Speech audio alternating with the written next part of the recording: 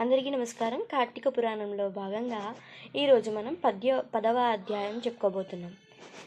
జనక మహారాజు వశిష్ఠ మహర్షిని చూచి, ఓ మునిపుంగవా, అజామిలుడు ఎవరు? అతని పూర్వజన్మ ఏమిటి? విష్ణుదూతలు అజామిలుని వైకుంఠానికి తీసుకుని వెళ్ళిన తర్వాత ఏం జరిగింది? సవిస్తరముగా చెప్పవలసిందిగా ప్రార్థిస్తాడు. అప్పుడు ఆ మహర్షి జనక మహర్షిని చూసి ఈ విధంగా చెప్పడం ప్రారంభిస్తాడు. ఓ రాజా, విష్ణుదూతలు అజామిలుని వైకుంఠానికి తీసుకుని వెళ్ళిన తర్వాత యమభటులు యమధర్మరాజు వద్దకు వెళ్ళి, ప్రభు, నీ అనతి మేరకు అజామిలుని తీసుకుని వచ్చుటకు వెళ్ళగా అక్కడికి వచ్చిన విష్ణుదూతలు మాతో వాదించి అతనిని వైకుంఠానికి తీసుకుని వెళ్ళారు. చేయనది లేక మేము వట్టి చేతులతో తిరిగి వచ్చాము అని చెప్తారు. అందుకు యముడు, ఇంతకు ముందెన్నడూ ఈ విధంగా జరగలేదే, ఇందుకు గట్టి కారణమే ఉండి ఉంటుంది అని చెప్పి ఒకంతసేపు ఆలోచించి అజామిలుని పూర్వజన్మ వృత్తాంతము కూడా తెలుసుకొని తల పంకించుకున్నాను. అజామిలుని పూర్వజన్మ వృత్తాంతము. అజామిలుడు అంతకు ముందు జన్మలో మహారాష్ట్రయందలి ఒక శివాలయమున పూజారి. చక్కని రూపము గల అతడు తన సిరి సంపదల చేతను బలము మరి చక్కదనము వలన గర్వము కలిగిన వాడై తన ఇచ్చ వచ్చినట్లు వ్యభిచరిస్తూ ఆలయధనమును కాజేసి ధూప దీప నైవేద్యములను పూర్తిగా వదిలి చెడు సావాసములతో విచ్చలివిడిగా సంచరించేవాడు. అతనికి ఒక అందమైన బీద బ్రాహ్మణ స్త్రీతో సంబంధం ఉండేది. ఆమె భర్త అందవికారి అగుట వలన చూచి చూడనట్లుండి భిక్షాటనకై చుట్టుపక్కల తిరుగుతూ ఎప్పటికో ఇంటికి వచ్చి కాలం గడిపేవాడు. ఒకరోజు భిక్షయాటనకై పక్క గ్రామనకు వెళ్ళిన అతడు బియ్యము కూరగాయలు పెద్దగా మూట కట్టి తీసుకుని వచ్చి అలసిపోయినందున భార్యతో, నాకు ఆకలి ఎక్కువగా ఉన్నది, త్వరగా వంట చేసి పెట్టు అని చెప్తాడు. కానీ ఆమె భర్తను చీదరించుకొని కనీసం అతని వంక కూడా చూడకుండా అజామీనుపై పైగల మక్కువతో భర్తను తూలనాడి మిన్నకున్నది. అందులకు కోపించిన భర్త ప్రక్కనున్న కర్రతో ఆమెను కొట్టబోయాను. అప్పుడు ఆమె అతని చేతి నుండి కర్రను లాగుకొని అతనిని చితకబాది బయటకు తోసి తలుపులు వేసేసింది. ఇక చేయనది ఏమీ లేక అతడు విసిగి ఇకపై ఆమె ముఖము చూడరాదని భావించి దేశయాటనకు పోతాడు. తన భర్త వెళ్ళినందుకు మిక్కిలి సంతోషించిన ఆమె ఆ రోజు రాత్రి చక్కగా ముస్తాపై వీధి అరుగుపై కూర్చొని ఆ దారిన పోవుచున్న ఒక చాకలి వారిని పిలిచి ఆ రాత్రికి తన కోరిక తీర్చి తనతో సుఖించమని కోరుతుంది. అప్పుడు ఆ చాకలి, అమ్మా, నేను నీచ కులస్తుడను, నీవు ఉత్తమమైన కులంలో పుట్టిన దానివి.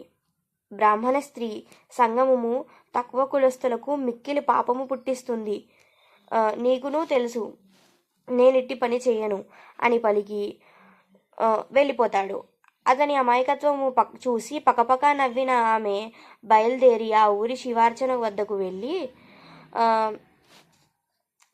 తన కోరిక తీర్చమని ఎన్నో విధాల బ్రతిమలాడి ఆ రాత్రి అతనితో సుఖించి తెల్లవారిన తర్వాత తన ఇంటికి వచ్చి, అయ్యో, అగ్నిసాక్షిగా పెళ్లాడిన భర్తను తరిమి కొట్టి క్షణికమైన కోరికనులోనై నేనింతటి పాపముకి ఒడిగట్టానా అని అనేక విధములా తలపోసి ఒక కూలివాణ్ణి పిలిచి అతనికి ధనమిచ్చి తన భర్తను వెతికి తీసుకురావాల్సిందిగా పంపుతుంది.